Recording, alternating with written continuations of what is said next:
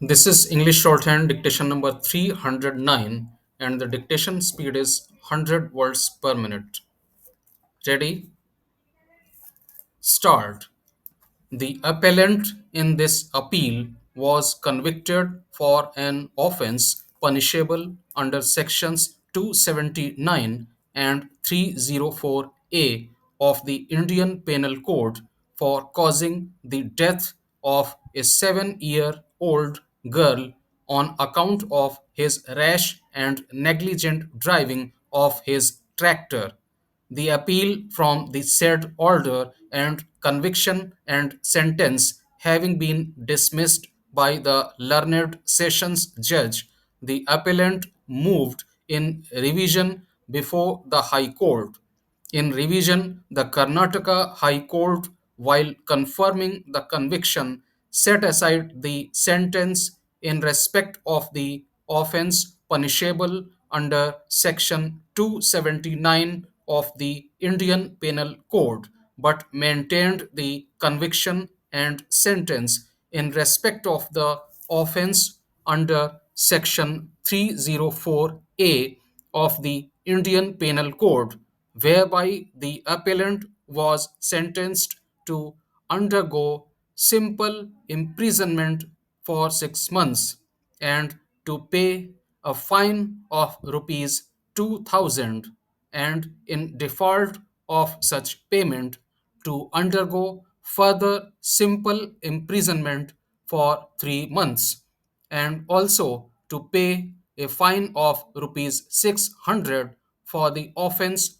punishable under section 279 of the Indian Penal Code, and in default of such payment to undergo simple imprisonment for a month. In this appeal, the appellant has challenged the order of conviction and sentence passed by the Additional Civil Judge, Junior Division, and Judicial Magistrate, and the subsequent orders passed by the Sessions Court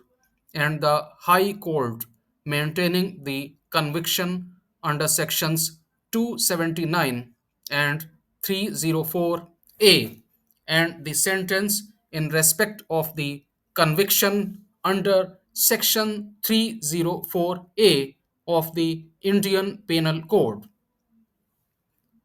During the hearing of this appeal at the admission stage, the learned counsel for the appellant informed the court that the matter had been settled between the parties and a compromise petition had been executed between the appellant and the complainant.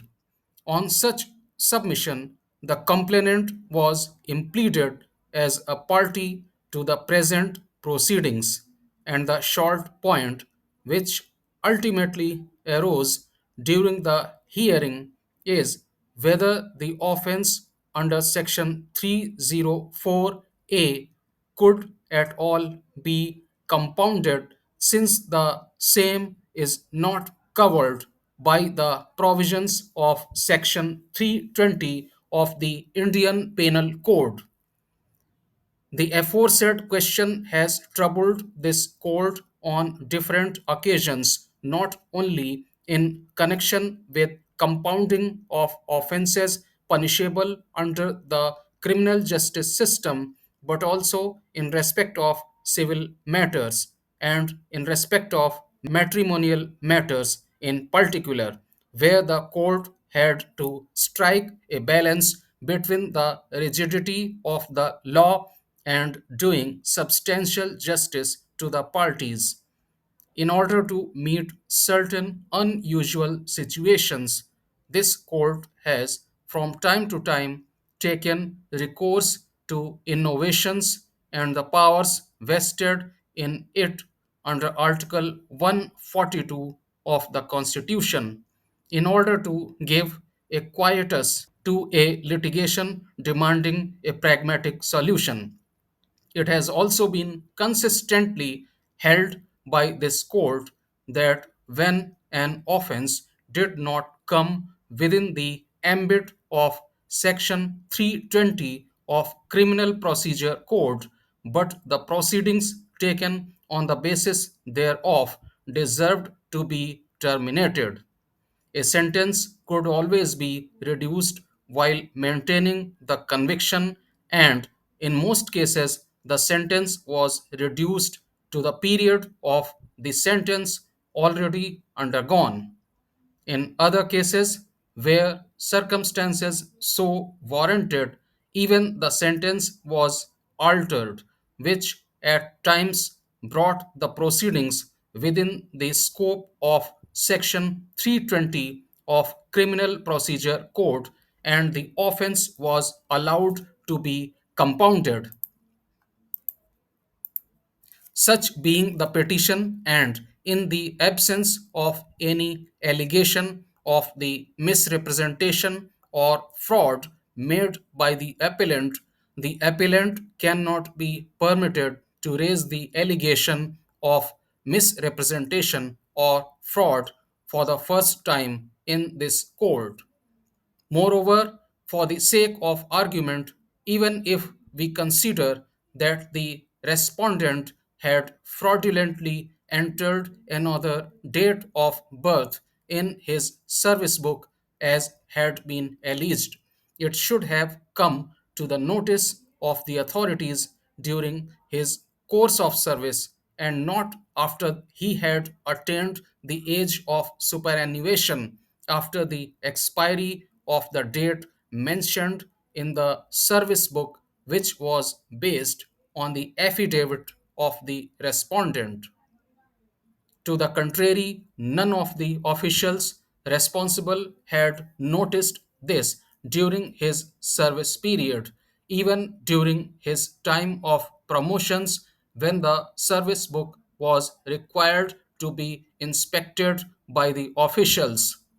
Therefore, it clearly points out to the gross negligence and lapses on the part of the authorities concerned. And in our view, the respondent cannot be held responsible to work beyond his date of birth as mentioned in the matriculation certificate when admittedly in the service book after affidavit some other date of birth was also evident.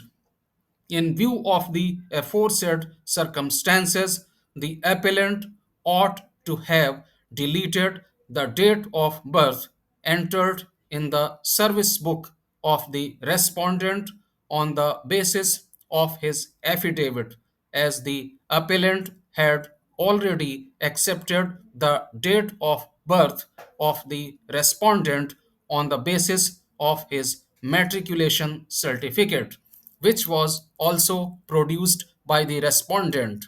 The appellant alleged that the respondent had entered a second date of birth in his service book at a later period of time.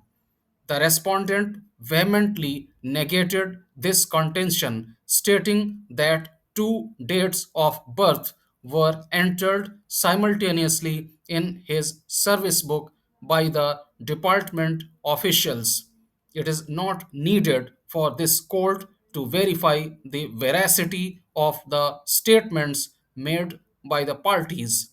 If at all the respondent entered the second date of birth at a subsequent period of time, the authorities concerned should have detected it, and there should have been a detailed enquiry to determine whether the respondent was responsible for the same.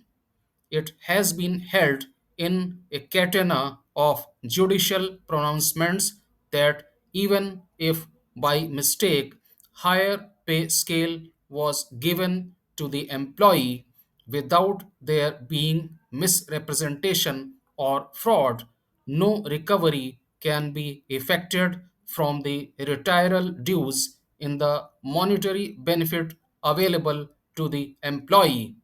This court, in the case of Kailash Singh versus the state of Bihar and others, held that recovery sought to be made from the salary of the employees on the ground of alleged overstay in service on the basis of age assessed or considered, despite the fact that the employee has worked during the period of alleged overstay, could not be made.